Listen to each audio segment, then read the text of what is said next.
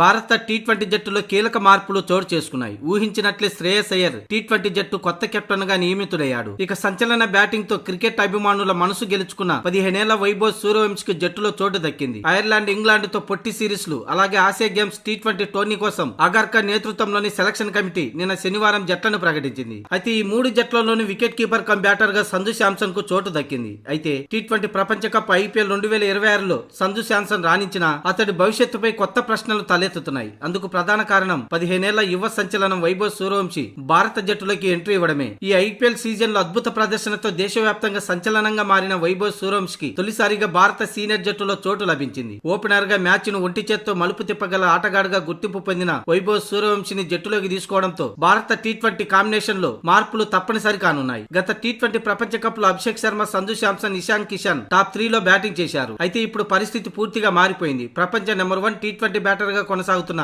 Abhishek Sharma opener గా కొనసాగడం ఖాయం. అయితే మరో ఓపెనర్ స్థానానికి వైభవ్ సూర్యవంశీ బలమైన పోటీదారుగా ఉన్నాడు. దీంతో అభిషేక్ శర్మ, వైభవ్ జోడి భవిష్యత్తులో భారత జట్టుకు అత్యంత ప్రమాదకర ఓపెనింగ్ కాంబినేషన్ గా మారే అవకాశాలు ఉన్నాయి. Captain Shreyas Iyer, vice captain Tilak Varma వరుసగా 4, 5వ స్థానాల్లో బ్యాటింగ్ చేసే అవకాశాలు ఉన్నాయి. ఈ నేపథ్యంలో టాప్ ఆర్డర్ లో మిగిలిన కీలకమైన నెంబర్ 3 స్థానం మాత్రమే. ఆ స్థానానికి సంజు శాంసన్, ఇషాన్ కిషన్ మధ్య పోటీ నెలకొంది. IPL లో ఇషాన్ కిషన్ నిలకడగా పరుగులు చేయడం, కీలక ఇన్నింగ్స్ ఆడడం అతడికి ప్లస్ పాయింట్ గా మారింది. సంజు కంటే ఇషాన్ మరింత నిలకడగా ప్రదర్శించాడనే అభిప్రాయం సెలక్షన్ లో ఉండవచ్చని విశ్లేషకులు భావిస్తున్నారు. ఒకవేళ ఇషాన్ కిషన్ కు నెంబర్ 3 స్థానం ఖరారైతే వికెట్ కీపర్ గా 6వ స్థానంలో సంజు శాంసన్ బ్యాటింగ్ చేయనున్నాడు. ఓపెనర్ గా బ్యాటింగ్ చేసే సంజు శాంసన్ మిడిల్ ఆర్డర్ లో రాణిస్తాడా అనేది అనుమానం. అంతేకాదు గత కొన్ని నెలలుగా సంజు శాంసన్ కు సూర్యకుమార్ యాదవ్ గట్టి సపోర్ట్ ఇచ్చాడు. ఇప్పుడు ఆ సపోర్ట్ కొత్త కెప్టెన్ శ్రేయస్ అయ్యర్ నుంచి లభిస్తుందో లేదో చూడాలి.